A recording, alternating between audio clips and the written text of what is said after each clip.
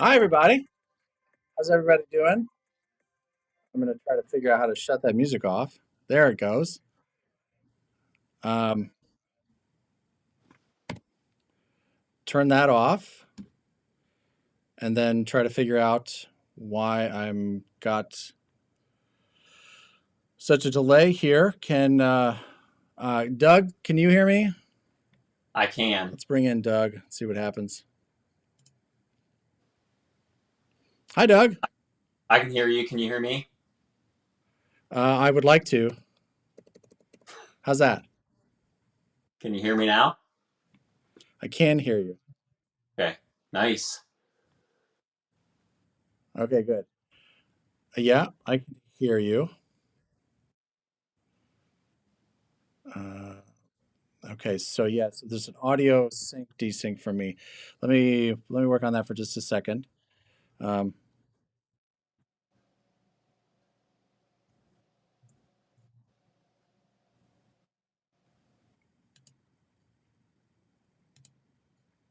how's that? Can you hear Is me that better? now?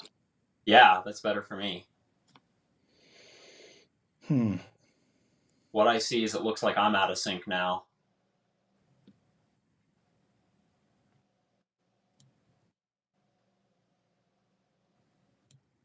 Yeah. Okay. So, well, let's see what's going on here. Let's see what we can figure out here. Guys, bear with us. Give us just a second. Oh, wait. Somebody's saying that it's good now. Yeah, I was just going to say,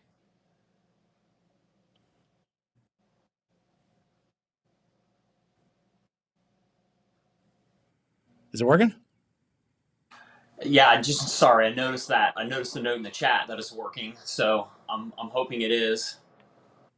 A couple people are saying we're good to go.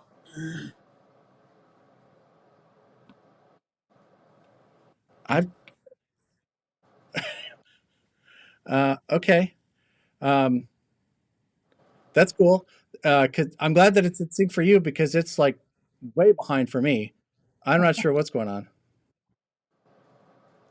Let's let's just go with it.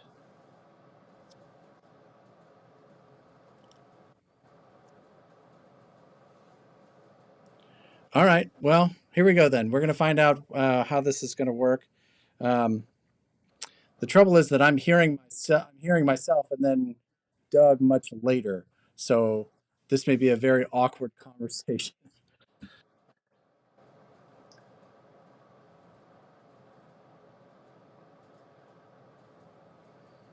Hmm. Okay. Do a dance at the same time. Let's see if it's working. I A don't tongue really clash. I dance, like man. it. Okay. I my video's in sync, but my audio is way out of whack. Yeah, you're good for me, and it seems for everyone else. Maybe we should just go for it. Just try not to look at the video of each other. All right. Well. Okay. Um, well, awesome. Well, thank you all for being here. 181 people. That's fantastic. We're so thrilled. First, let me say that I am deeply sorry for the delay in the video. We had some technical difficulties when we were recording. The long and short of it is that we recorded with some folks and they did a really great job, and we got really nice video and audio recordings of all of them.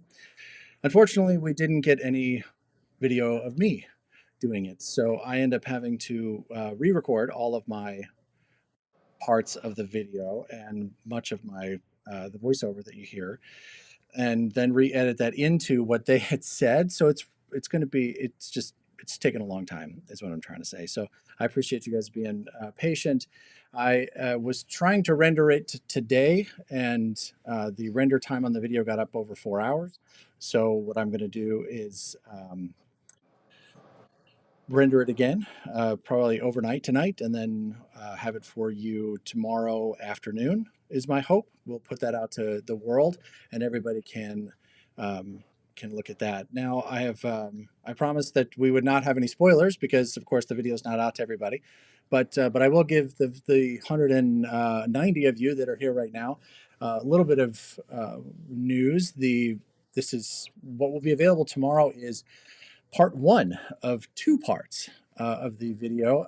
There was just too much in the video um, to get into one video, so we've broken it into two parts, which we're excited about. That'll give an opportunity to have the full discussion, or a fuller discussion at least, of what happened in this incredible final match.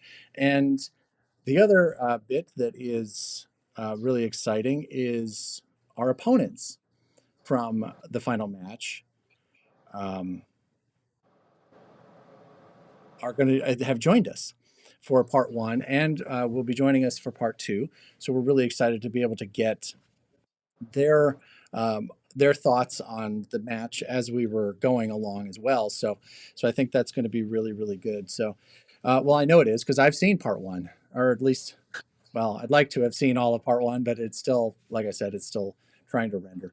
But again, very sorry for the delay. I hate to disappoint, but I would rather get you a quality product than something that I'm not proud of when I put it out into the world. So I hope that everybody kind of understands that and is patient with us. But this one's on me. This was a technical problem, so I apologize for that. But we will get it done as quickly as humanly possible. Hey, I just want to give a shout out to you, man. I know you've been putting in hours and hours and sleepless nights over this, and so good on you. Keep up the good work. I appreciate it. I know all the people who are watching appreciate it. So it's pretty awesome, man.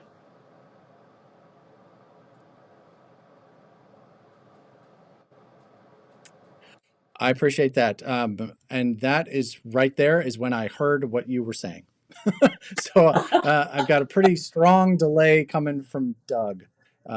So I don't know why, but I do, and we're gonna have to roll with the punches, as it were. This is kind of what's been happening, right, from the tech side around here. Is just there's been these weird weird moments. So let me make that small change and see if that made it better or worse. Is that better or worse? Can you hear me now? Quickly, or is that getting to Yes, you quick? I'm now hearing Doug in real time. Okay, that's great.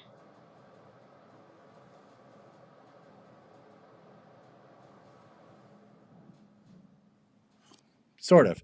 Okay, so but it's still, I don't know. I've got two. I must have a second audio source around here someplace that I can't figure out. Anyway, well, we'll turn that one off and see what happens. Doug, say one more time. Can you hear me now? How's There this you coming go. for you? Quickly. Sort of. All right. Okay. Well, I give up. That was been earlier, so let's just go. Yeah. Okay. Well, we'll see. All right. Well, cool. Well, I appreciate that, Mr. Ottoman. You're a good man. Thanks for believing. We're going to keep going and see what we can get done. Chico, welcome to the live stream. Glad that you're here. We've been talking quite a bit in the chats, and thanks for being a fan and sticking around in the channel here. We've got a lot of people here today, and I'm not a guy who shills for money, but we're going to have a lot of comments that are going to come through here. If you want to get yours to the top and make sure that it gets answered, there is the option for the super chats, and we will make sure to answer all of those before I find a place to fall down. So,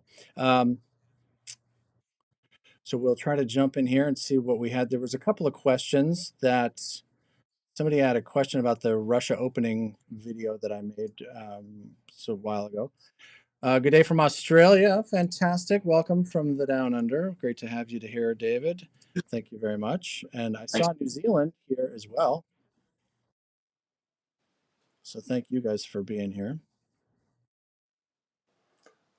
It's amazing. People from all over. No, I love it. It's a great game, I mean, and it's been fun to, to kind of get to know folks in the community. So, well, awesome. So what questions do we have about things that have been published?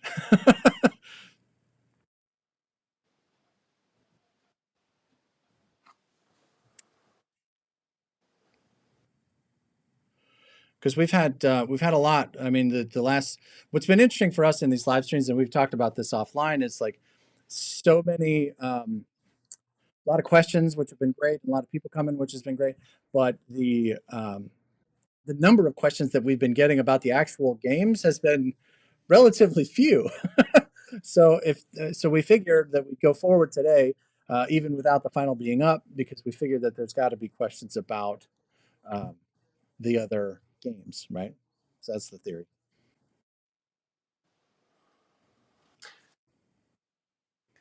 Yeah, I know there was a question a lot earlier about just the dice that we use during the game.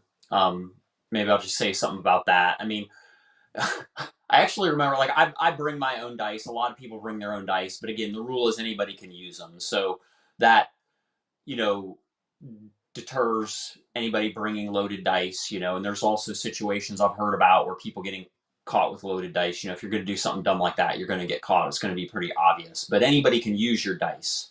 So in this tournament, I have the dice that I just play with at home. I just like the dice and I bring them. And Gary was using them and he did not like my dice. He's like, "Your dice are garbage, man. I'm rolling with the out of box dice." Um, so we'll see how that goes for him. But I like the dice that I brought. Just have a couple of different colors, and I usually like, my white dice are my ones. Roll white for ones and blue for two, and it's just kind of a simple for me to do that. So anyway. Yeah. So I'm a guy who spent 20 plus years in the casino business. I was a craps dealer for a long time. I've taught gaming security to regulators and to supervisors and to dealers and to surveillance and all that. Like that was my job for a long time. And so when it comes to dice security, this is something that I'm arguably an expert on. And so I mean, I I could give you a whole like lecture about like how typically out of the box dice are weighted a particular way or this, that, or the other thing. Um, but what matters is that folks are rolling dice that are relatively right. I mean, there's always going to be a fraction of a variable from this thing to that thing, and in the end, like if your game hinged on the 0.03% variant of the dice that you're using, then you probably should work on your game. I mean, that's what it really comes down to, I think. Yeah. Yes, in a perfect world, would everybody be using perfectly weighted casino dice that are perfectly squared and mitered and balanced and all that stuff before people start throwing them away? Yeah, that'd be great. But that's not realistic. And so yeah, so I think that when it comes to dice, like I I'm fine rolling the ones that are out of the box. There's attack dice that Renegade just announced, which is cool. I don't really care for attack dice, but I also spent like decades like staring at and seeing dice and numbers very very quickly. So like I can drop 10 dice and see very quickly how many hits there are, right? So it's not a that's just something that I've kind of been trained to do. So, but yeah, so when it comes to dice, like I don't know, it's fine. So but wait until you. I say that now. Wait until you see game four. Wait until you see the final. So, oh my god. All right, so here's a question. Do you think the KJF is stronger in online play as well for longer games, or does the format favor the KJF? This is the Kill Japan First strategy for those of you that are familiar with that acronym. Doug, what do you think? So I haven't done a ton of online play. Um, I like the Kill Japan First strategy. Now, one thing you'll notice about the first three games is, let's just talk about game one and game three because we used a Kill Japan First strategy in that. The way we went so aggressively after Japan, if that, let's just say we were gonna play that game for 10 hours. I mean, correct me if I'm wrong, the Axis were kind of ruined in both of those games, right? Like like even in game three, after Germany made their big attack. Now, again, if it would have been a longer game, would they have queued up longer against Russia? Probably. But Japan was in a lot of trouble. I mean, they were other than their capital, they were basically done, right? Like they had a fighter in Asia, they had no navy. You know, like America could have sailed around and picked up all their islands and been making 50 IPCs. So I don't know that it's necessarily like the strat for either a short game or a long game, and or it works one way better than the other. So again, would Germany do some different things if the game were longer? Probably. You know, maybe they could have given it another round or two. Those men could have eventually marched up, but we would have played it differently in Russia. Also, we wouldn't have sent 5 Russian guys out to Sing Kang. They would have hung back home. So that's tough to answer from that perspective. But I don't. Anyway, the short answer is I don't think it favors a short game only. I think in a long game you can play Kill Japan first just as easily. Yeah, I don't know. I mean, I think that when I've looked at all three of the games that we've played so far, I like to ask that question, right? So, if had this game continued, would we have won? And I think that the answer to the question is yes. In all three through all three games that we played so far, I think that if they continued, that we would have won. Like if it hadn't been tournament format, we'd be playing online or casual or whatever. Then yeah. Do I think that it inherently favors? Do I think that the long game inherently favors an allied kill Germany versus a kill Japan first strategy? Um, I think that the Thorpe thump is going to move the prevalence of the Thorpe thump is going to, I think, move the needle because so many more people are going to be aware of this strategy now. I think, and I mean, and I've seen it in the comments, right? Like I tried the Thorpe thump with my friends on Saturday. My guys in Maryland, they tried it on Friday night, and they ran them over, and they couldn't because they weren't prepared for how overwhelming it could be. And I'm seeing it like in online forums, like, oh, I tried this thing, tried that thing, and oh my god. So yeah, I think that people are going to start using it more, which is going to encourage people to figure out how to stop it, Yeah. which I think is great. I mean, there's a lot of people out there who don't like to share their winning strategies out into the world, but to me, I think it's important to do that because that's how the game gets better, right? Like if no one was ever able to study, famous chess matches, That's right? just Like what I was saying. how much Chess. further back would we be, right? There's books and books written about it. Yeah, when you first said let's do some videos, I think one of the first things out of my mouth was, I don't know, do we want to tell everybody exactly what we did? But yeah, quickly thinking like, yeah, it's good for other people to learn it and learn how to combat it. There's no indestructible strategy in the game. That's what makes it a good game. Well, exactly, and that's why it's a great game. Is that there is no perfect meta, right? Yeah. Um, Thank you very much for the super chat, Stephen. We have he's got a question here. New to the ANA world, I have 41 and 42 second edition, planning to play 41 with the family and friends on Sunday afternoon. Hoping to get a couple hooked. That's awesome, fantastic, Stephen. Welcome to the game. Um, I think that I'm glad that you're here and glad that you've enjoyed the videos and that you've found a way to get folks to play with you, which I think is sometimes one of the things that we all kind of struggle with. Um, there's a lot of people that we've seen out in the world here learning the game and learning more about it, and we're excited about that. And I think that is not hyperbole to say that Axis and Allies as a game itself and as a franchise is going through a pretty strong renaissance. This was a really, really popular game back in the 80s. It had a pretty good push in the 90s, and then again in 2012 when there was when Hasbro and Wizards put out their versions. But now between the reprints and corrections to the rule books, and so it's going to make it easier for people, um, and new versions, right? I mean, we're talking about a new GI Joe version this year. We're getting the North Africa version here later this year, the reprint of Anniversary, which is really huge news, and so I think that and of course these videos, and I'm not trying to take any credit for it, but I think these videos have certainly helped. I mean, when you can draw this much attention to the game, I mean, we're at 300,000 views between and thousands and tens of thousands of hours of watch time, which is amazing. This is not something that I ever imagined happening when we first started making these. So welcome, Stephen. You've come at a great time. Yeah, it's awesome to get this much attention on the game, because it's a good game, and for it to grow and become more popular, more people get into it. It's just awesome. It's great to see its opportunity for growth. Yep, absolutely. We got another super chat. David, thank you very much. In round two, you opened Germany with one of my favorite buys, um, the Bomber 2 Artillery 7 Infantry. What other options do you consider for German openings, and what are the strengths and weaknesses of each? That that's a whole video, David. Exactly. And so let me see if I can get started on it.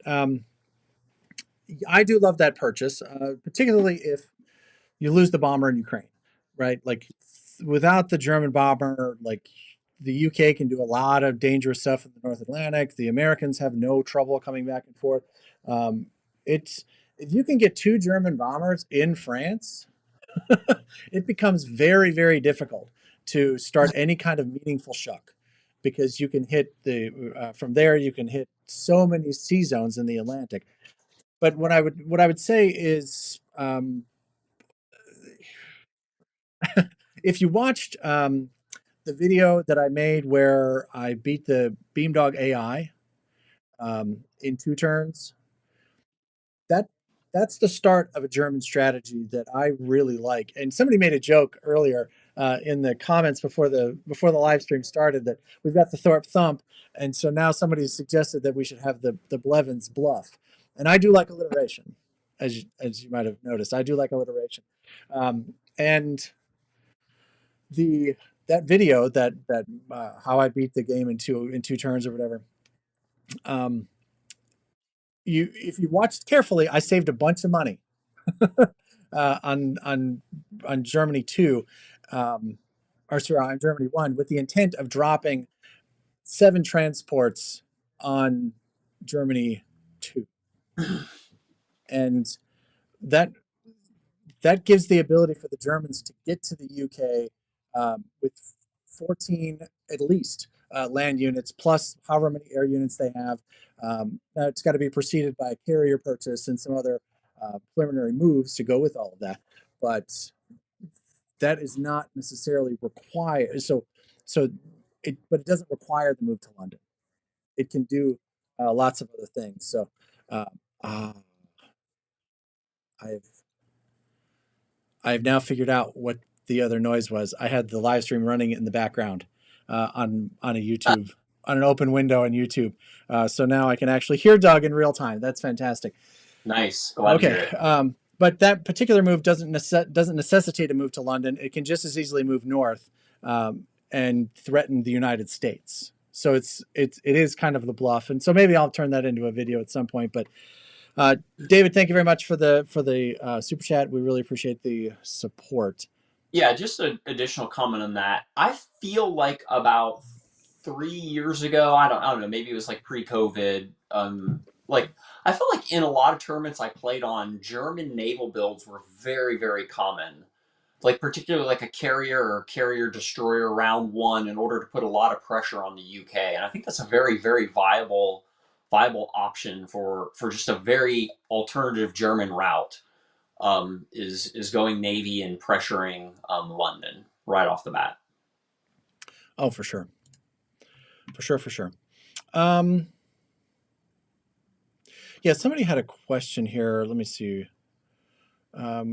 So Bradley, your thoughts on organized play inside and outside the United States? We need more of it. Yeah. Let me just say it that way. John Bosch, by the way, is here. Thank you, John, for being here. He is one of our moderators, and he has got great answers to all these questions. He's literally one of the smartest people I've ever met, and a monster Axis and Allies player. So he's fantastic. Thank you for being here, John. Appreciate the help. But so let me take a crack at this. He kind of answered this a little bit. The only real organized play at this point for Axis and Allies specifically is at Gen Con. And I think that's a shame. And I am curious, my friends. I'm going to ask a question to the audience here and hope that I get a reasonable answer here. I don't have a good way to do this right now. Let me just be really, really clear. But I've got 250 plus people on the live stream right now for a video that didn't come out. So obviously there's a lot of interest in this game and in organized play. So if I were to put together a form of some kind that people could fill out that had name, email, and zip code, where we could create like a map of like the regions of where people lived, right? So if everybody said, okay, well, you know, my name is Gary and I live in, you know, this zip code, and if anybody wants to play any one of these particular games, they can reach out, or that would at least give us enough information to say, okay, well, there's a bunch of people in the Chicago area that are interested in this, or there's a bunch of people in Sydney, Australia that are interested in this. It would give us the information necessary to at least know where to start in terms of organizing, right? Like, if I don't want to try to put together an event in New Jersey only to find out that there's nobody that plays Access Nallies in New Jersey. No offense to Detroit, who I know lives in, I think I know lives in New Jersey. I picked that at random, brother. Don't at me. But the just in Wyoming, man. Right, exactly. There's like 7 people, and I do know about 4 people that live in Wyoming. So 4 of the 7. That's right. exactly. And then we'd say postal code, of course, for other countries. And so I mean, I don't have it all worked out right now, obviously, but if I put together a forum and I put it out there that had general information that people could get on a list, and when we have information about tournament play or organized play, then we can send you an email and let you know more about what's happening. I don't know if that's something people are interested in, but it's something that we've been kind of thinking about over here for a while. So yeah, we've mentioned Greg Smory's name a couple times. He's been the tournament organizer for Access Knowledge at Gen Con for like 30 years. I think he used to go to Origins in Columbus, Ohio, and he has a smaller Access Knowledge tournament in the Cincinnati area. But yeah, it's like you need that in a couple of different places in the country. You need 1 or 2 of those out west, maybe one in the further northeast or southeast or something like that, So yeah, it'd be great. Good yeah, to so my dream scenario is to have probably 5 Access Knowledge events a year, regionally, Northwest, Southwest, Central, Northwest, Southwest and Northwest in the U.S., and then a national championship at some point, and then a European championship, and then an ANZAC championship.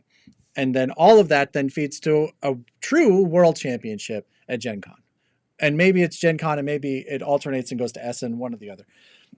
I would love that. To me, that's the dream scenario. You want to know what I would love to see happen? I would love to see the organization behind it to make something like that happen. But more than that, I would love to see that many people playing the game, because I think there's so much value to playing this game for so many reasons, and particularly for younger folks. Like I've seen, like there's history teachers, Lakeside Gamer. He's got a fairly new YouTube channel. Make sure you check him out. He's a high school teacher, and he uses these games to teach his kids, right? Like you teach them history, teach them geography, and like, yeah, I mean, there's just a ton of value in that. So awesome. All right. So that's what I think, Bradley. Thank you for your question. I appreciate that. I appreciate you letting me kind of tee off on that for a minute. I see people dropping their names and zip codes in the chat here. I really appreciate that. Let me get a form together. You're welcome to like connect with people in here, of course, but yeah. So all right. So Colorado's here, repping the Mid Atlantic. Very nice. Yeah. So Jeremiah, excuse me, pardon me. Sorry, sir, my bad. I like it. Right. I think after seeing your video series about the Gen Con tourney, you might find yourself with a lot more players in next year. So one of the things, so we've gotten a lot of comments that say like, I could win this, or um, they would tag somebody and say, you should go and win this, or whatever, whatever. And here's my answer: bring it, bring it. I think that would be fantastic. Um, Yeah. I've already kind of put it on, and Renegade. They're not. They see the numbers, right? They know, and of course they've had a lot of sales and a lot of interest, of course. And if they've been watching they sponsored the video. I promise you, they're watching the analytics that go with it. So yeah, I mean, I think that there's already some planning in the works for how to allow for more people in this event. So I'm excited about that. But you're absolutely right, and I hope you're one of them. So we hope to see you there. If you are there, remind me of this conversation. So Yeah, look thanks this for up, being man. here. That's awesome. All right. I'm in Memphis, Tennessee, by the way, for anybody curious about looking for a game in the Mid South, as it were. So, all right. Uh, what do you feel was the hardest turn you guys had in the first 3 rounds? Doug, Oh, I got you. I feel like you kick on me first a lot. I got to think about this what are you for a talking about? I've second. been talking for the last 10 minutes. Yeah. Um. You know, I'm going to let you think on that one for a minute. I'm going to answer this question real quick. In organized play, are you allowed to use devices to do math probabilities? Yes. The answer to this question is yes. You can use a pen and paper. Those are the only devices, and your brain. Those are the only devices that you're allowed.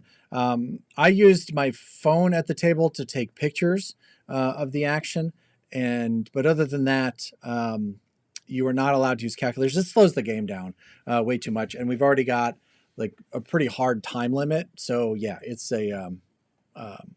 not allowed there. All Yeah. right, I should. you've had your time. Oh man, I want to make a comment about this first of all. Okay. So we've talked a lot in some of the other live streams about the difference between online play and over the board play, and they're I've given my opinion. They're different games. There's nothing wrong with online play. I prefer over the board. But one thing that I was talking with Gary about and pointing out, if you watch the round 3 video in the third round, the coordinated attack on the Japanese Navy, where I bring all those fighters from like 3 different places in to where the Japanese Navy is. A lot of people were like, I don't see it. How do you do that? Where are the landing zones? One thing that I think significantly different, so I'm kind of taking this and using it as a springboard into I another see where thing. you're going. Yeah, yeah. Different about like online play and over the board plays. If you're playing online, you can click your airplane and then click the zone and see if, I don't know, can it get there? I don't see that it can land, but I'm going to click there anyway, and the computer will do the calculation for you. When you're playing over the board, you have to do that calculation in your own head. You have to be able to explain what airplanes can get there and where they can land. You have to be able to justify that in real time and explain that to your opponent if they want to say, you can't do that. How do those airplanes get there? Well, these 2 fighters will land on this carrier. This fighter goes to space here, then shucks back out, and so on and so forth. So it's a big difference. This is it right here. Yeah. Um, we brought airplanes from off the coast of San Francisco. We brought airplanes from off of the Solomon Islands, and we brought airplanes from, I think it was Sing Kang, No, um, it's Kazakh. Kazakh. Yeah. um, yeah, into this battle, and you have to know where those fighters are coming from in order to. And anyway, you have to be able to count that out in and over the board. So that's just another way in which you have to use your brain and not the electronical means that are given to you when you play like online or something like that. So, anyways, Electronical. Yes, electronical. That's right. that's right. It's a very technical term. I wouldn't expect everybody else to really understand all that. Yeah, That's yeah. a I world have a championship kind of telephone. term. That's right. That's right. Yes, yes, yes. All right, cool. Um, Okay, so toughest round, it would have to be yes. game 3. I don't know, man. I mean, round round. I don't know. Round 1 was tough in game 3, where Britain kind of whiffed a little bit on the Japanese Navy in Sea Zone 37, and then America's Navy off the West Coast off of Hawaii got blown up. So that was a pretty tough round. Yes. Yeah, Donnie and Ian actually had I think honestly, yeah, I think you're right. I think the going into US 1 was a really they started in a really tough spot. Let me see if I can show it to you. Yeah. I mean, America didn't have anything on the board. Right. Hardly. So they had lost the East Coast Fleet. That was gone. Right. Yeah. So they lost this fleet here. They lost everything around Hawaii. And the only thing that was like reasonably good is that they did not come into Sinkang. So we didn't end up losing this fighter here, but this is a really tough spot to start in if you're planning a KJF. And I remember, and I think, I don't know if it made it through the video or into the video or not, but like, I remember thinking about like, is this really what we want to do? Because we'd had a really strong opening here. And for the Russians had like walked into Ukraine and killed a bunch of guys and had a huge opening. And there are still naval units up in Sea Zone 7 that shouldn't really be there by all rights. And the battleship is gone, and the transport is gone. Like, bro, like Germany's looking pretty weak. And but you were intent, and you end up being right. That pushing all the way through this adversity here was the path to victory. So yeah, this I think is the answer to that question. Yeah. There's two ways to look at this, because you're right. I mean, we maybe going kill Germany first would have been the better part of wisdom. So, as a matter of fact, some people in the chat even said that, like it was dumb that you stuck to your original plan. Maybe it was. Part of my thinking there is you can say, well, we kicked Germany to the ground, therefore let's keep attacking them, or we kicked Germany to the ground, therefore we can try to cram it down Japan's throat, and Germany's going to take too long to get back up and have any sort of pressure, because it's going to take them a lot to recover. So that was kind of a little bit of my perspective. Plus, the I think, I've lost using this strategy, but I've won a lot using this strategy, and it's very effective. And I still felt like there was a really good opportunity to execute it. So that was kind of the decision. But yeah, maybe going for Germany would have been the better part of wisdom. Hey man, we got the W, so I don't.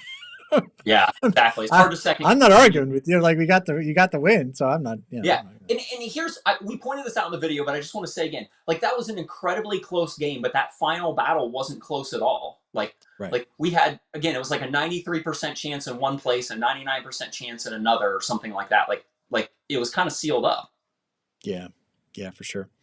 All right. The Jeremiah has returned with a super chat this time. Thank you very much. Correct me if I'm wrong, but online, you can't always do the same fighter attacks because of the carrier non-combat move.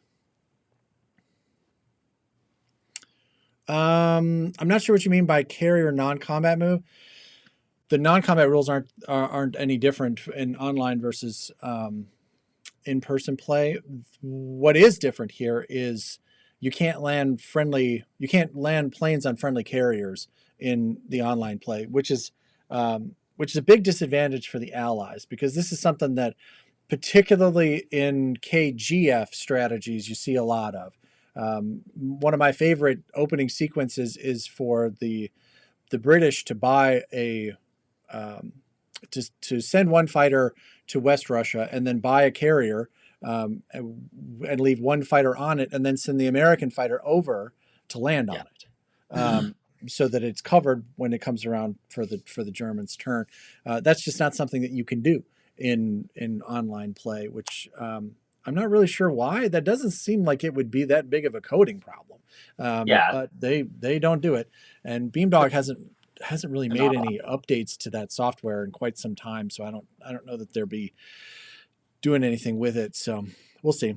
But I promise you this, a lot of people that have watched these videos have said, I just went and bought the 1942 online. So maybe with the new interest, they'll figure out that there's people that are interested in more from that game. So so I'm not really sure what you mean by non-combat move change, but yeah, that's the biggest difference there. The same thing is true with transports. You can't move friendly units on transports, but this is not something that we see very often.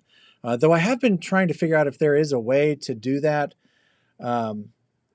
with the British units that start in Canada. Is there a way to have that American transport, like pick them up and move them and make that useful? Or I don't know. I don't have that kind of free time at the moment, so we'll see. Thank you, Jeremiah. The Jeremiah. Appreciate that. I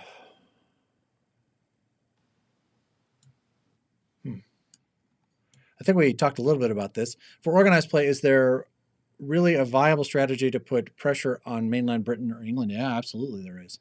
Yes.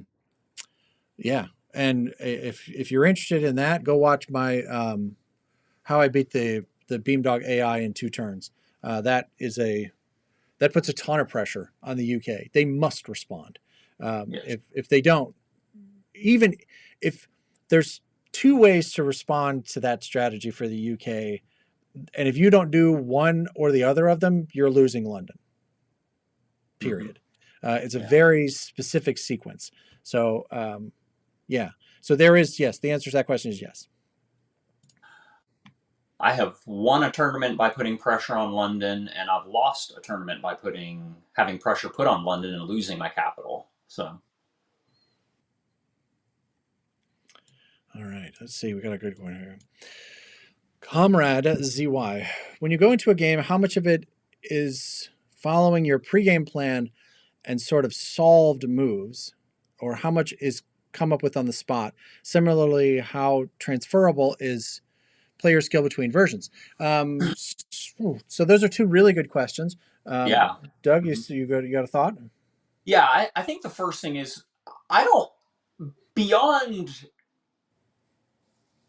each country has some solved moves on the first round, but those even vary. Like I think Russia has the first round of Russia is usually fairly standard anymore. Yeah. Very Not little variation there. yeah, not 100%, but fairly. I think Germany has immediately when you get to Germany, there's a good bit of variation though. When you get to And what they Britain, do changes the rest of the game wildly. yeah, exactly. What Britain does is very, very variable. I feel like Japan maybe is a little more standard again because it's like action has happened over there and not as much has happened in the Pacific yet. Um, so by no means is Japan like one set, not nearly as set up or mapped out as Russia, but I feel like it's a little more standard. You know, you're pressing inland, you're getting a couple of specific territories. You know, you're usually bringing your transports down, knocking out some Americans out of China. You know, some of that, but then America. So anyway, like I don't think that there are too many solved moves, and I think that I've seen people do things in the first round or 2 that have wildly changed my trajectory and my strategy mid game. I mean, really, if you look at our game 2, you know, one of the again, there weren't like specific moves, but a common strategy of Japan is to go after Kolkata, and we put the pressure there. And again, as we talk about in that video, it worked. It forced Britain to build there. We compressed that center, but it also allowed me to shift the Japanese Navy east and then ultimately pick up Hawaii. And that wasn't like in my plan. Did I think I was getting Hawaii that game? Absolutely not. But it was just like the door was wide open. Right. So yeah, which is kind of the purpose of that. Like it's the squeeze play, right? So like you put so much pressure in a particular spot that they can't cover everything. So you end up taking what they leave behind. So yeah. So I don't think so. I think Doug is absolutely right here. I think that the Russians have their opening move is pretty straightforward because they've got to respond to a very specific and urgent German threat.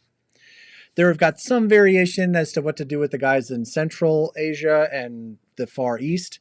Some variation there depending on what you're trying to do. But as soon as you get to the Germans, like it's. But to say all that is to say that you can go anywhere. And so I would say that I've got a preferred way to do my kill Russia first, right? I'm not going to say that it's the best way or the only way, but it's the way that has worked the best for me. And so I think that's valuable. But then I also have my preferred method of kill UK first strategy, right? Which is an entirely different first round of moves for Germany, and would almost be unrecognizable from the kill Russia first play, right? And I do have it works. It's worked twice. A kill US first strategy, and that but that I feel like that should never work. It should never work. and it shouldn't have. It shouldn't have. It was Yeah. it was one of these things where they made a mistake and like didn't see it, and all of a sudden there I am standing in Omaha with a bunch of guys. But anyway, so but then the same thing is true with the UK, right? So I've got a preferred set of moves for the UK if I want to make a kill Japan first or a kill Germany first, right?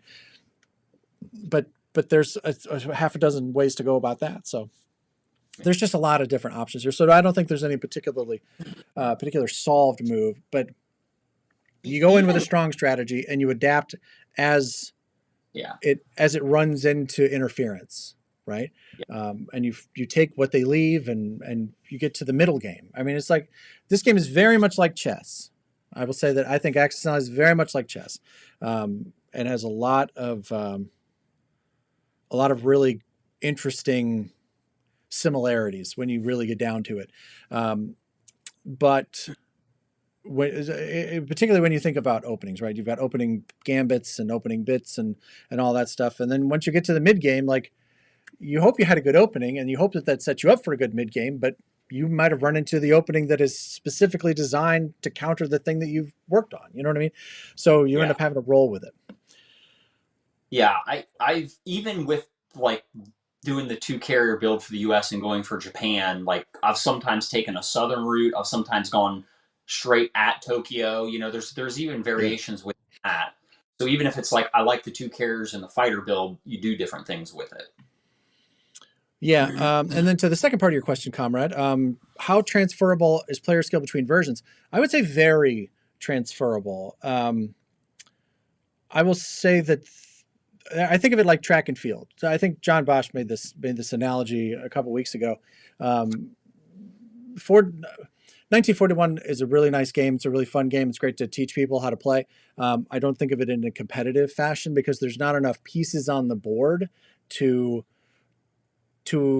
get you far enough away from chance, right? And the bigger part of it is in 1941, like everything costs the same pretty much as it does in 1942 second edition, but you're making like a fraction of the money. So you can't even like buy, like I think the Russians start with 7 IPCs as their income. Yeah. But guys are still 3 IPCs each, right? So it's like really hard to like try to build anything, which is kind of the point of the game, right? The point of the game is to try to keep it simple. But once you get to 42, now you're kind of talking about a sprint, right? Like a 5-hour game, 5 rounds, 8 rounds, 10 rounds, whatever. Then you get to anniversary, which is a little bit more complicated. And then you get to global, which is a marathon, right? So it's sprints versus marathons versus middle distance. And so I think that, if you're a good runner, then yeah, you're probably going to do okay, but you'll be better at your particular specialty. But that's kind of how I feel about it. Yeah, there's a ton of not just similar movement, attack, defense values between units, but a lot of transferable skills. I think the biggest key is like the different maps and some of the different rules. Like I played in a global tournament, and I swear every time I was like, let's attack that navy, my partner's like, you can scramble in global. I was like, I'll figure it out eventually. After he told me like 7 times, I'm like, why can't, like, this is not that complicated. You can scramble in global. Why do I just keep like, hey, let's get his transport? You can scramble. Oh, I'm an idiot. Exactly. But yeah, so I think that the skills are transferable, but you do run into that kind of stuff where it's like nuance.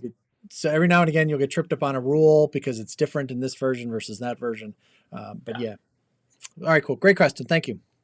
Yeah. Okay, Cannon plays. Hey, I remember. Thanks for being here again, Cannon. What do you guys think of global? Would you say your experience in it as a mainly global player? I'd like to know. Thanks. What do I think of global? I think global is an amazing game. When you put for anybody who is here that doesn't know, global is when you take the Europe version, which is huge, right? And another game that's the same size called Pacific, and you put them together and make That in the shot. what? I was just saying, I got both of them right here. I don't know if you can Oh yeah, see there it. you go. Yeah, it makes this incredibly massive game that is commonly referred to as global. And I think it's an amazing game, and I have enjoyed playing it, but my attention span starts to fall at about 12 hours. And that literally, like, and I've actually watched it happen. Like, I'd been playing a really good game, and I get to like the 12-hour mark, and then all of a sudden, like, I don't see that fleet is next to a naval port, and here they come. And I'm in, and I've lost a bunch of material, or I lose Shanghai, or I think I lost Singapore that way. But yeah, so for me, I prefer 42nd edition or anniversary are my preferred. But that's not to say I wouldn't play global. but Doug, on the other hand, is quite a bit more experienced at it. Yeah, I don't know. I'd say quite a bit. I played in the global tournament at Gen Con. Got the privilege of playing with two great global players. Didn't contribute a ton to the game, but it was a great privilege to be on their team and to play with them. I want to do it more. I want to learn it, but I just don't know anybody close to me who plays it. So other than like setting it up and kind of playing it with my boys, which is kind of me playing myself, I don't really have a venue in which to play it. So yeah, I'd love to learn more about it and do it more, but just haven't had a chance. Well, we'll see if we can fix that. Does the Thornton thump? Come on, man. I don't know, Jay. You go try the Thornton thump in 42 online and let me know how it works. I think the Thorpe thump probably works, but I don't know about the Thornton thump. You'll have to go to Game Board Nation to find that one. I'm just teasing you, Jay. Thanks for being here.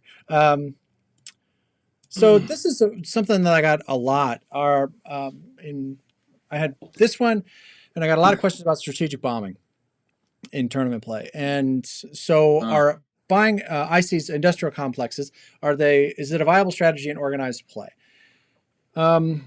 If you're playing on a time limit, I'm going to say in 1942 second edition, I'm going to say no, because they take too long.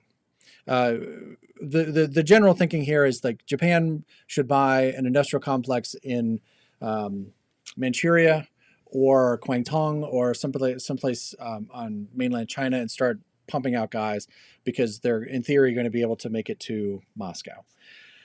I don't think that works because if you're getting into 5 or 6 rounds, you're losing. You're spending one to buy it. You're building on the second round. It's not moving until the third, and you've only got 5 or 6. So no, I don't think that buying industrial complexes in a game that is going to be that long is a viable strategy. At least I've never been able to figure it out. I have tried buying an industrial complex as part of a Calcutta Crush. I did buy an industrial complex in French Indochina, Thailand on turn 1. And it gave me the ability to get 2 additional tanks there on turn 2, which did help. But I'm not sure it was any better than having bought bombers that I could have gotten down, and because I was going to be in Burma anyway. So yeah, I mean, I haven't found a good way to make it work in any kind of short-term play. In casual play, when I've got more time, I still don't buy a Japanese industrial complex until I have 4 transports that are moving 8 guys every round. And as soon as I've maximized the complex in Japan, that's when I think about buying an industrial complex, but not usually before then. But I don't know. Do you have any thought on that? Yeah, I haven't seen it be very effective in 42 second edition. I have had people do it against me, and it hasn't worked very well. I have seen it be effective in anniversary edition. So first of all, obviously India. A lot of times the UK will build a complex in India because in anniversary edition they don't start with one there. Um, and then I won't get into too many details here, but actually, I won an anniversary tournament at Gen Con a couple of years ago, and I was primarily playing Japan. My partner's probably primarily playing Germany, and he had the idea.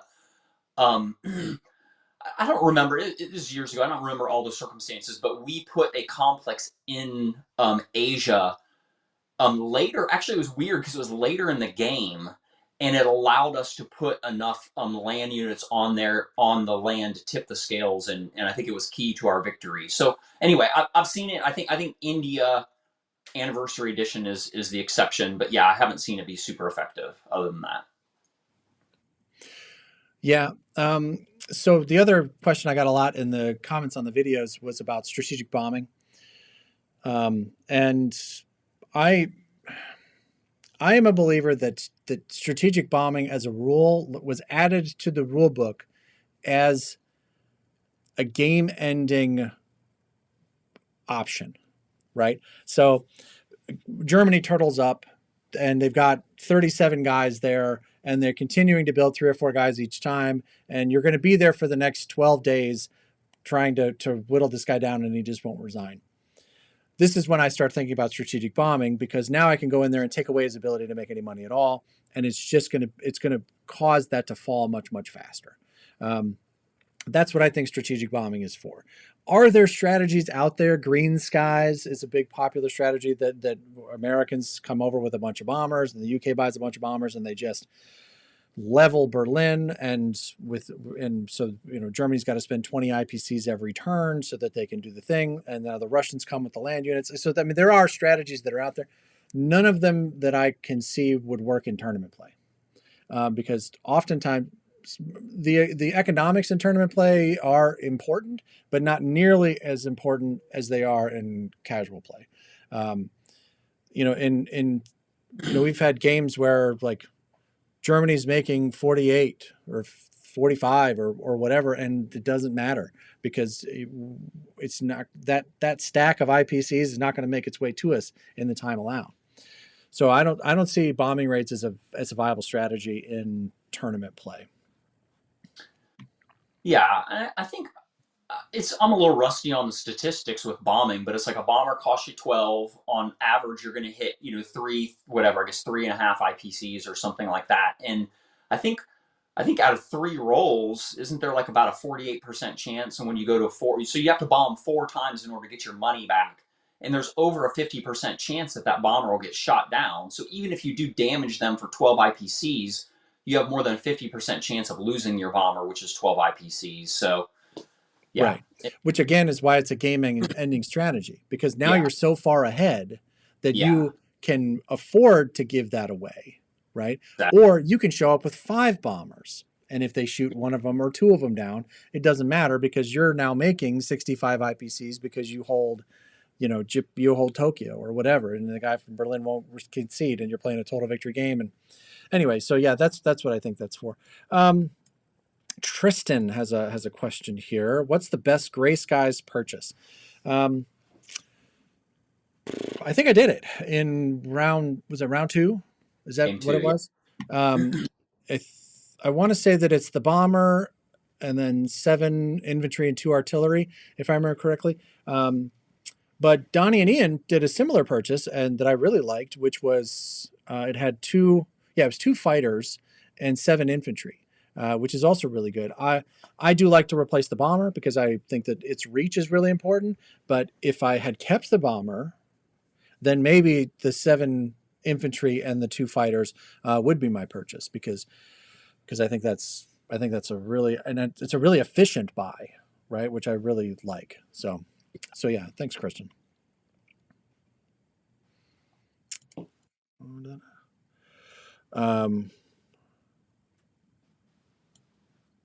Is this what I think it is?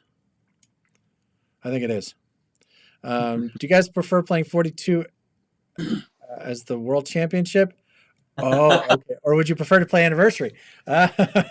Charles, what's up, buddy? What's going on, brother? I may or may not have alluded to Charles more than once in this video as someone that I have been on his team and won. More due to him than to me. Yeah. This is a really good question, Charles. I don't really know. And he had an earlier comment here. Apparently, he's got a beef with Carl, who's also here, by the way. Carl, thanks for being here. These two guys play together a lot, and they're arguably the best exercise players in the world are in the chat right now. So I appreciate you guys being here. So, but do I prefer playing 42 as the World Championship, or would I rather play Anniversary? This is a really interesting question, and we got this question before the announcement of Anniversary came out, that they were going to reprint Anniversary. And I kind of joked then, I don't know if I was joking, but I didn't think it was a more serious possibility, that I would like to see the World Championship in 24 settled on an Anniversary board versus a 42 second edition board.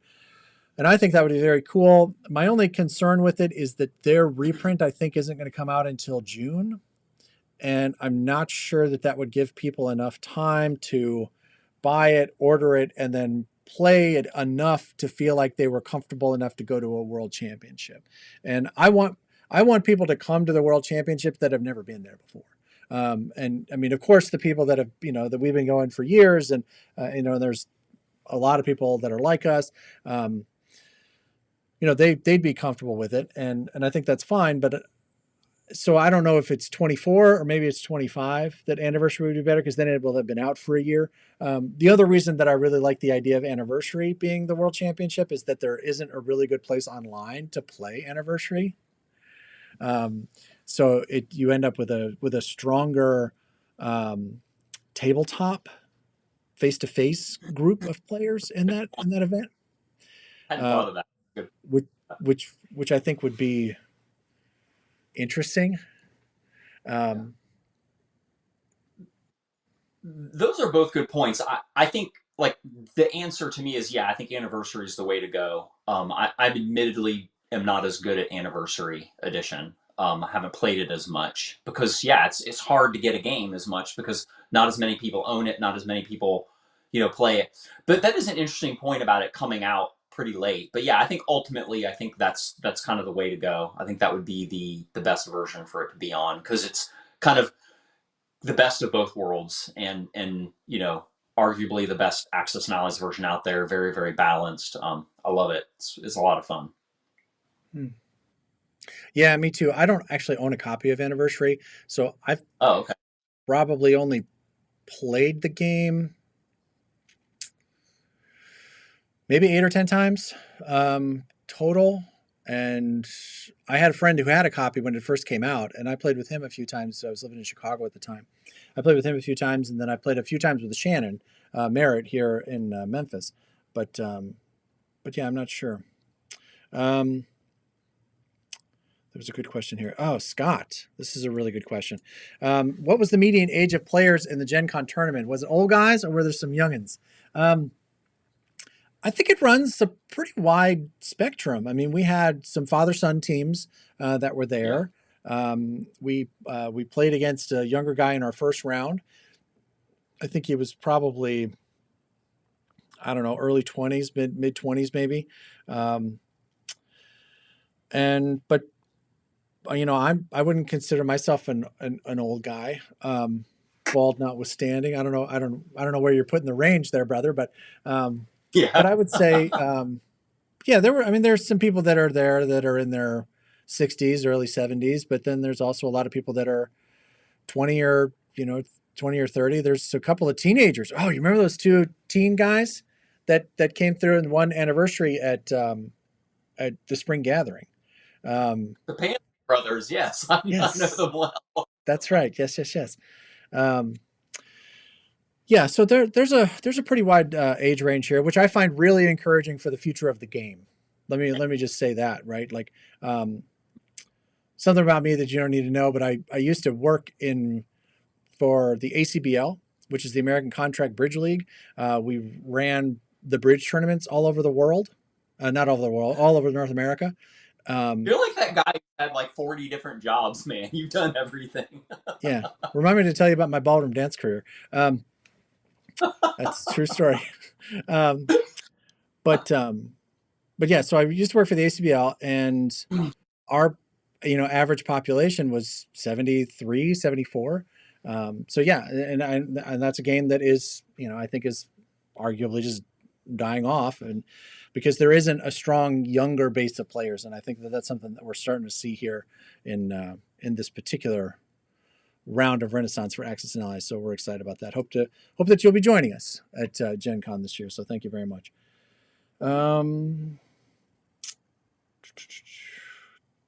Do I play Sheep's Head?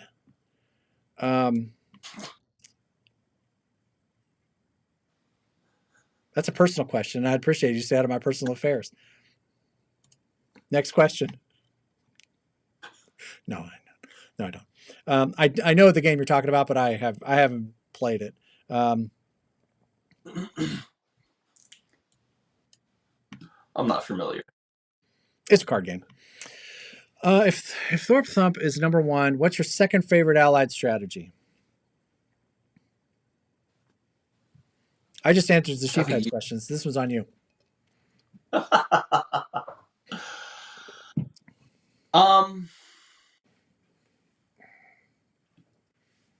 That's a good question. I have not been super successful with going after Germany first. So there are variations of, the so-called Thorpe Thump, as Gary has named it, is a specific kill Japan first strategy. I've done other kill Japan first strategies, but I haven't been as successful going for Germany. So just putting that out there, but I have had games where the Allies with an Atlantic presence, not too different than the Pacific. If you get your fleet in the right spot, you can hit a number of victory cities. Either France, Berlin, Karelia, Italy, France. There's some different things. So I think there are viable options there for sure. So again, so probably mapped out the kill Japan first a little bit better. So it's hard for me to say this particular strategy is my second favorite. Let me think about some things that I've done in other tournaments while Gary goes, and see if anything comes to my mind as far as what specific Allied strats. Well, if I'm playing in a tournament, I'm chasing victory cities, right? So I'm from an Allied strategy. What I'm after is, can I get Leningrad back, right? And oftentimes the game comes down to who holds Leningrad, and because if all things being equal, it really sometimes comes down to that victory city that's right on the border. And so oftentimes the best way for the Allies to get that back is to start a shuck through Scandinavia and to start sending troops through Norway, Finland. And if you're doing that, then you're doing pretty well. Usually if you can get that shuck moving, then cool. But the other thing to remember is that if you're doing this in a tournament, it's a timed game.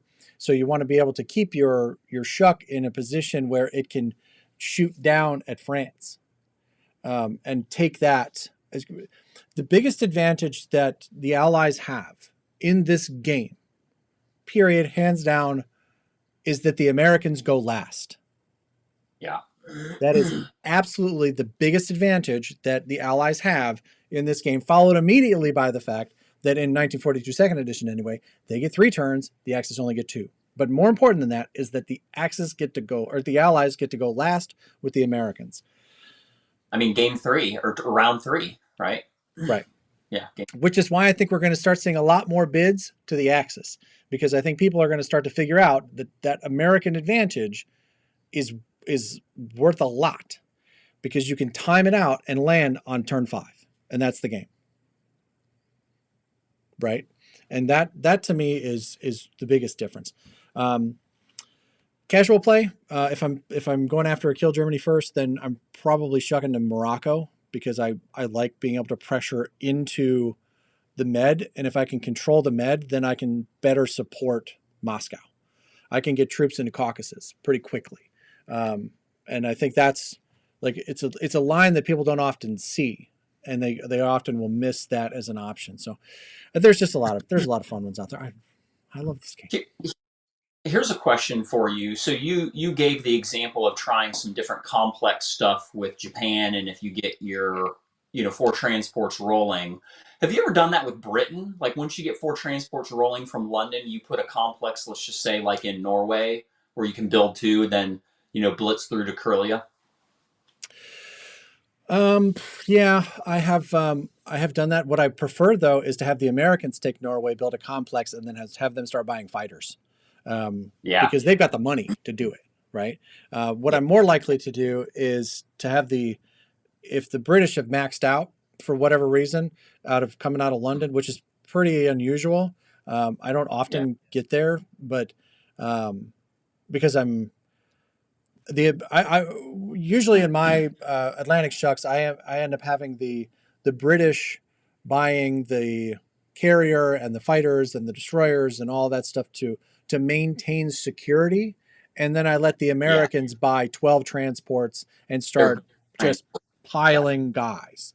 But yeah, I leave the UK to do the heavy lifting on the defense. But if for whatever reason that would be that were to be reversed, then I have seen, and I don't know that I've ever done it, but I have seen people buy the complex in Eastern Canada because they can make 3 units there. But now you're always sending a transport back half empty, and so I don't love it. But to me, yeah. if there is a strategy to buy a complex someplace, it's to have the Americans take Norway and build a complex there. Yeah, I agree. That's America is the way to go. Yeah. yeah. And of course, in a perfect world, if they can take France, or rather, yeah, if the UK can take France, the Americans reinforce, then the UK buys a complex, then Yeah. Germany should just resign because if you can't have taken it back in that, you know what I mean, in that moment, you're not good. Okay.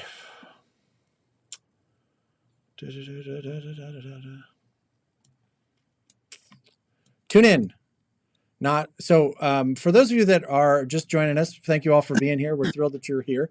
Let me say again, I apologize for um, the video not being out. We had some technical difficulties early in the week when we were recording that set us back on the production schedule by quite a bit. I can promise you that the delay is not for lack of effort.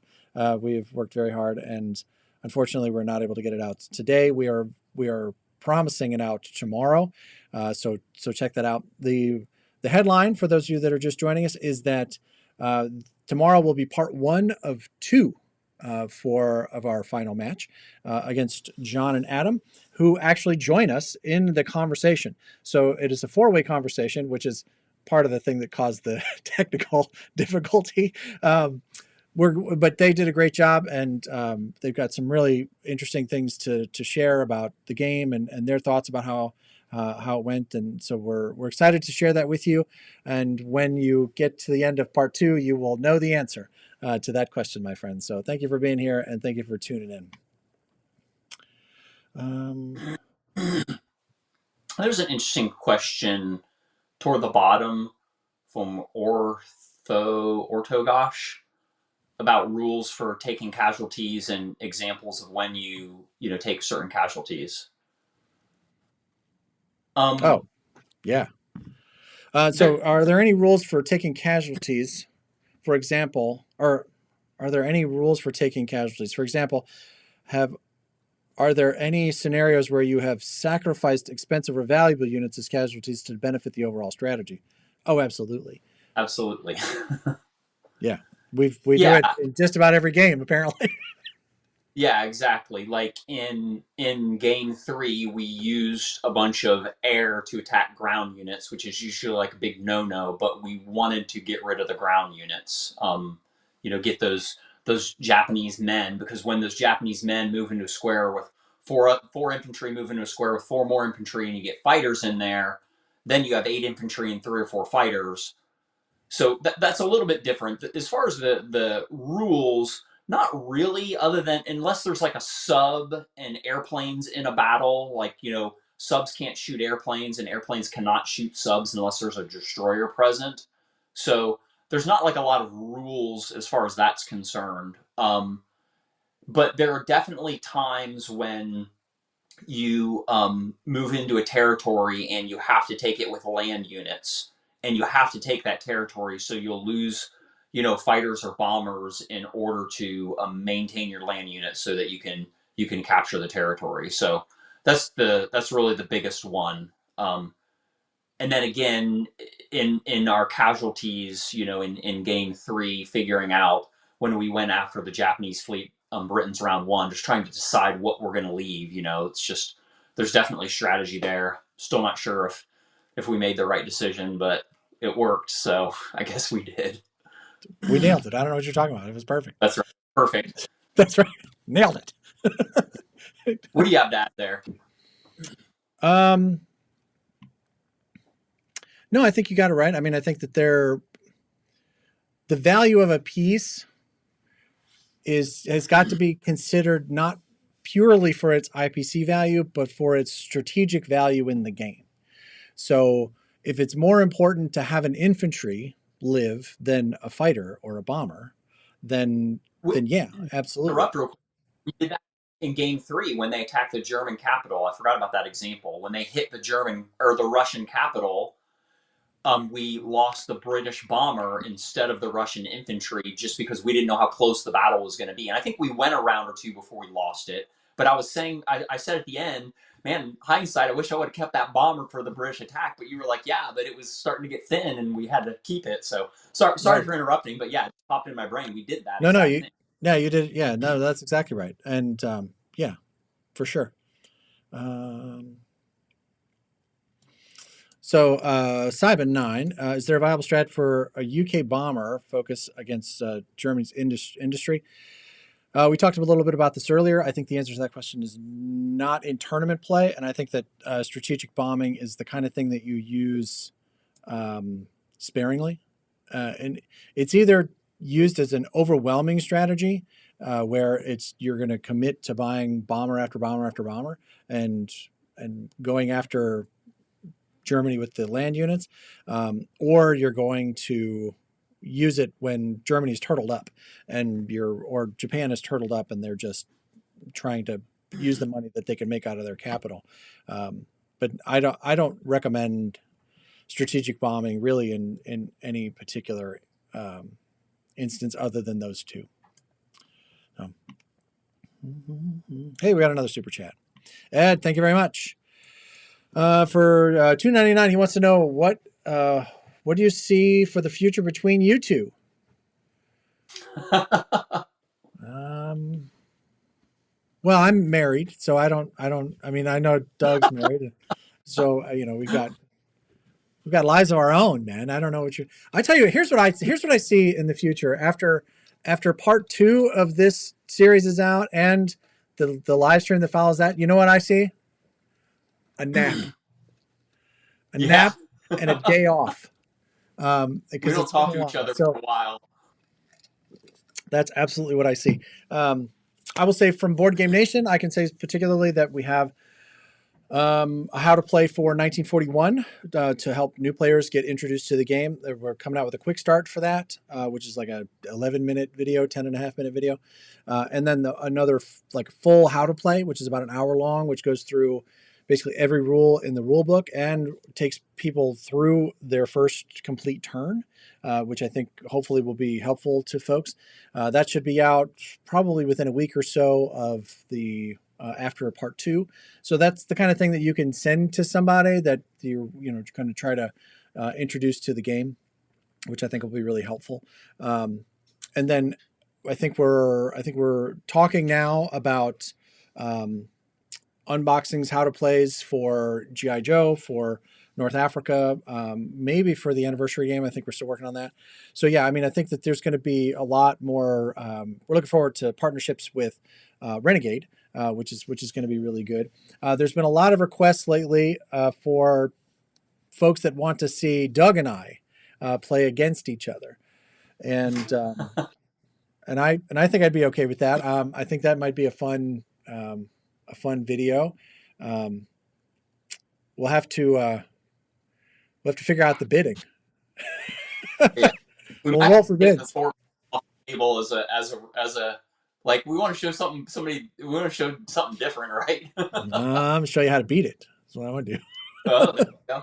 Yeah.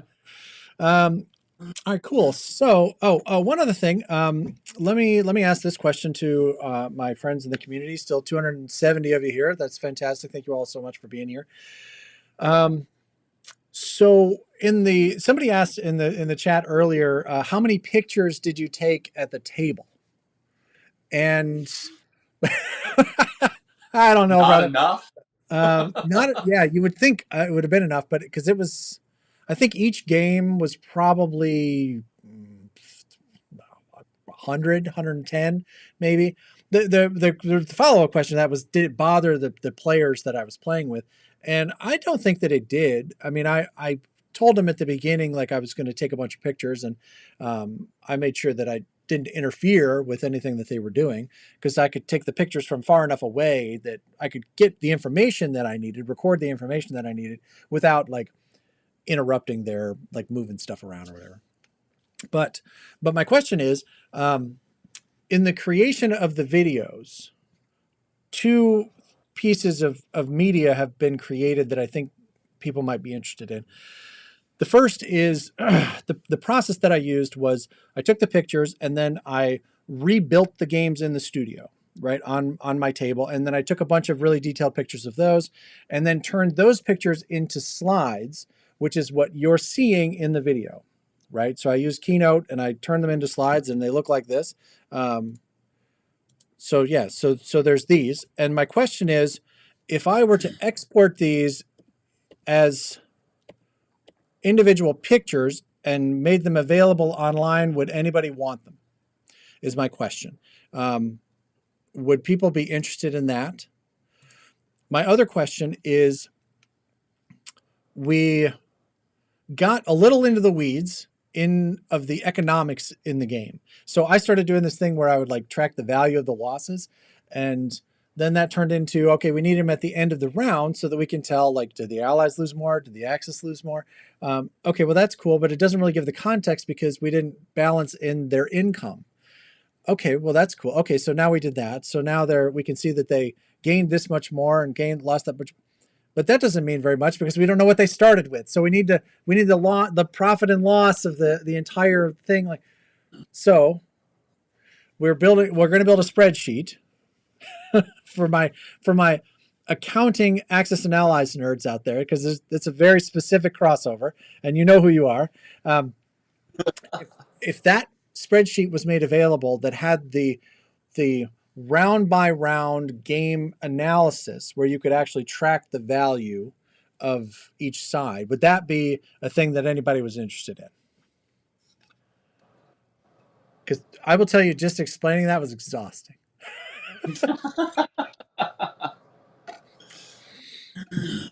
So my question is anybody interested in the raw, or are you happy with just the videos themselves? Would people do more like that? I don't know.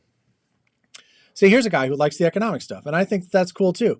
Yeah, there you go. Yay, spreadsheets. See, that's cool. I'd bet $1 that Alasidius, whatever. I'd bet that you have also played BattleTech. That's my guess.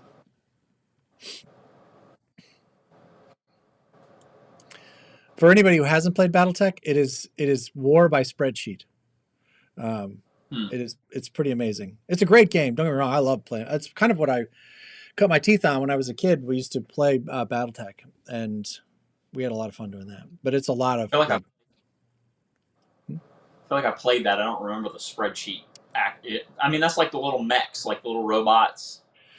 Yeah, but when you look at when you like trying to figure out like what's it take to hit, like, okay, well this weapon system has this much range, and you're shooting, and you've been running, and they've been standing still. They're standing behind one tree. like, Yeah, it's like like, PCPs and medium lasers and stuff, right? see, there you go. There you go. I knew it. I knew it. But I Thank you totally for being remember the honest. game. I pulled that out of like my 8-year-old brain. Yeah, it was a great game. It was a fun game. Thank you for being honest here, brother. And thanks for being here. All right. Oh, okay, good. Yeah, this is a good question. What are you using to calculate the probabilities for win-loss? I will put the link in the description. It is something that was actually put together a long time ago by a guy named David Skelly, and it is around here someplace. It's hiding somewhere. Oh well. And it is a pretty simple little calculator that works really pretty well. There's a couple of minor things that I would do a little bit differently here, but yeah, that's the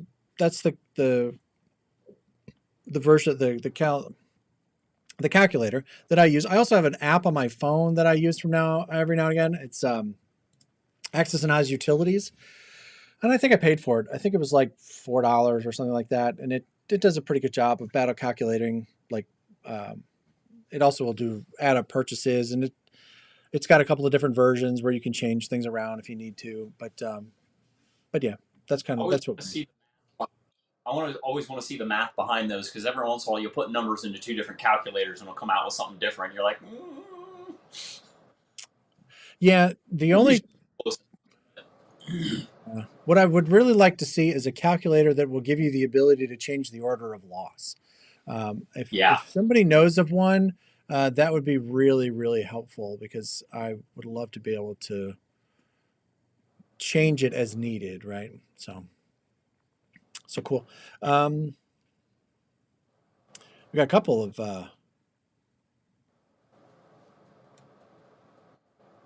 what? I missed a super chat. Oh, sure enough. There it is. I apologize. Murnock, what's the the cheesiest strat that you love seeing? Any thoughts, Doug?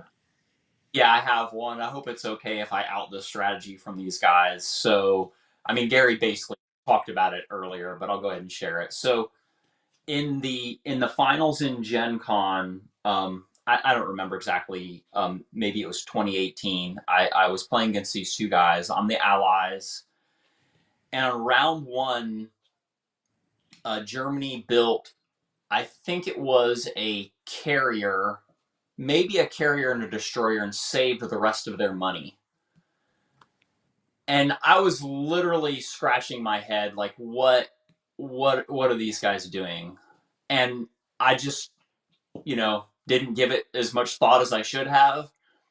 Moved forward with my game, and on round 2, they built, it was 7 or 8 transports with Germany, which meant 16 land units, a battleship, and 4 or 5 fighters are coming into the London capital, and the game was over. So Germany 2, effectively the game was over.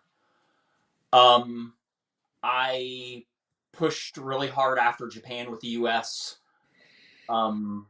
Russia recaptured Karelia and pressed, I don't know, pretty far into Germany.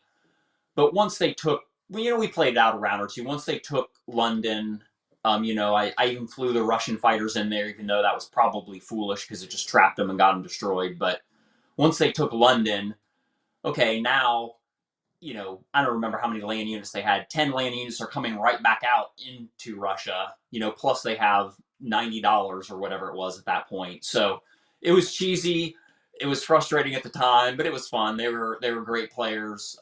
Give them kudos. Pretty slick strategy. Won't fall for that one again. But it was pretty That's good. exactly right.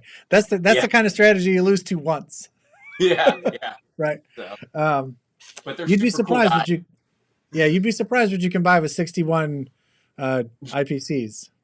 Yeah, yeah, Yeah, and how yeah. quickly that could swing a game. But it was stupid. I was like, okay, that was fun.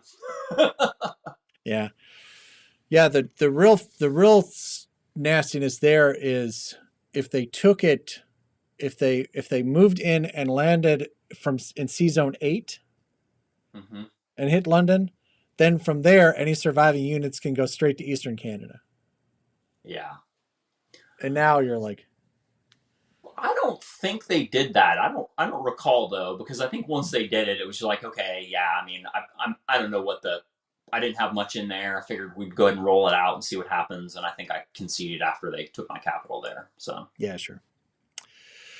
Murdoch, I think that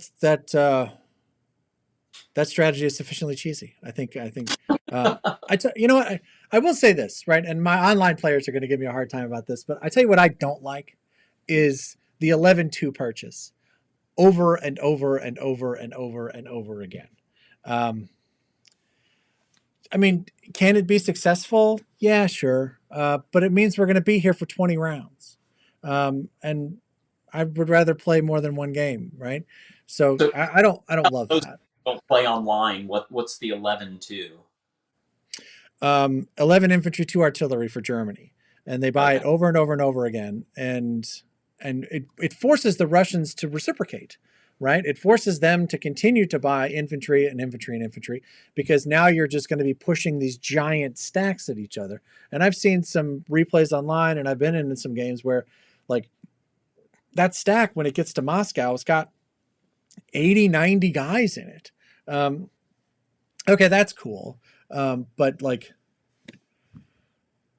we're on round 12, right? We're on round 15 and round 18 or whatever. You know, it's just like, I like a game that moves along a little faster myself. But Yeah. so that is a cheesy strategy that I don't love to see. But thank you very much for the super chat and for the question and for being here today. Do you ever build a battleship in a game of A&A? Not usually, no. No. There are very rare circumstances where building a battleship can win the game for you. But I think I've seen it twice, definitely once in tournament play, maybe twice in tournament play. But I think actually it was missed both times, and it actually didn't get built, but it should have gotten built. But yeah, you don't build battleships. Yeah, I don't build battleships. I don't build cruisers. I build carriers. I build destroyers, and the occasional submarine.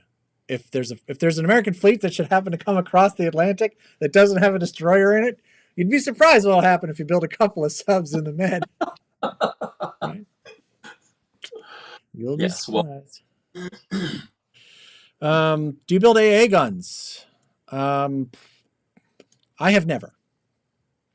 I don't believe I have ever pulled an AA gun out of the box. In fact, when I'm setting up a game, I will sort out all the pieces and take out all the pieces that I know that I'm not going to buy, that I'm never going to use in the game. So like virtually, well, all the Russian C units, right? Yeah. Like I'll take those and just put them back in the bag. And I do the same thing with AA guns. I just put them back in the bag, put them back in the box, because I know that I'm never going to be a UK player and think, you don't need another AA gun. That's never going to happen. I would much rather buy another guy or, add another guy, $1 more, and I can have 2 guys that are not just going to fire once. So yeah. There's a question a couple up about how does communication work. Probably answer that one really quickly. Sure. So basically the board is open, and if you want to talk there at the board, the other guys will hear you. So if you don't want them to hear you, you step away and you whisper to one another. But it's whatever you want to say, a gentleman's game. You a lot of times you can ask the other players, hey, can we have 2 minutes with the board? And they'll step away, and then you and your partner can have the board, and the other team will do that to you also. But again, it's like, okay, if you a couple minutes, that's fine. But after a certain point, it's like, I'm not going to step away from the board for 10 or 15 minutes just so you can strategize with the board without me there. At some point, the other team is gonna. Gary might have a story on this. That's the short of it. Tell your story, man. You know you want to. Okay. Everybody wants. All right. So I'm gonna tell this story, and then we got to wrap up because we've been on for a long time. I really appreciate everybody being here, but I think we're probably getting close to wrapping it up. So I was in the finals of the 1942 second edition tournament in 22, and I was playing against I was playing solo, and I was playing against two guys, and they got stuck in what I can only describe as analysis paralysis. And they took an enormous amount of time to play their turn. We've gotten a lot of questions in the comments about slow play and the fact that it's a shared time limit, right? It's not like a chess clock where I walk over and I press the thing and I run my time and then I stop and now it's on them. We got 5 hours total, and wherever we are at the end of those 5 hours is the end of the game. And in this particular instance, I had built my strategy so that and I was the axis in that game, and I had built the strategy so that I would be landing heavy in Moscow on turn 5, and that was going to be my strategy to win the game. And then they asked for the board, just like Doug just described there, so that they could talk about it without me sitting there. And I said, okay. And I stepped away, and every time I would come back, they'd say, oh, we just need another minute. And I was taking pictures of the game. So I didn't end up making a video about that particular game, but the thing about taking pictures is it also creates a record. So like if something isn't where you thought it was, then you can go back and look at the picture and say, you know what, my guy was here or your guy was there or whatever. It's a nice way to keep a record of the board, but it also creates a timestamp. And what I realized is that on Russia 3, between US 3 and Russia 4. So from the time I finished my turn as Japan to the time that I started my turn as the Germans, an hour had passed. It took an hour to get through US 3 and Russia 4. And it wasn't like there was some big giant battle. It was a lot of like non-combat to this and move over here and can we have a minute with the board? And I'm like, guys, what are we talking? That game ended in 4 rounds with a mountain of guys in Archangel waiting to take Moscow on Germany 5. And it would have been the game. So is there a problem with slow play? Yes, there is a problem with slow play, but it is very, very rare. If you can't tell by my tone and the color of my face right now, I did not think it was funny at the time. I'm over it now because things have changed a little bit, and there was some conversation that was had about sportsmanship and gentlemanly play, and hopefully that won't happen again. But we'll see. To be fair, that's not the story I thought you were going to tell. What were you thinking? I just seem to remember, honestly, I was just thinking about stepping away from the board and coming back to it. I thought you had a story where some guys asked you to leave, and after like 5 minutes or whatever it was, 10 minutes, which was long enough, you just came back and sat down. And like, I'm just not going to stay away for 20 minutes. No, that's what I started doing after that. Okay. So after that happened, the way that I would do it is I would say, you guys want some time at the board? Okay, no problem. Cool. I'll be right back. And I would go to the bathroom, or I would grab a drink, or I would do whatever. And then 5, 6, 7 minutes would go by, and I'd come back and I would just sit down at the table. Yeah. And whether they said they were done or not, I wouldn't ask if they were ready. I would just go back and sit down.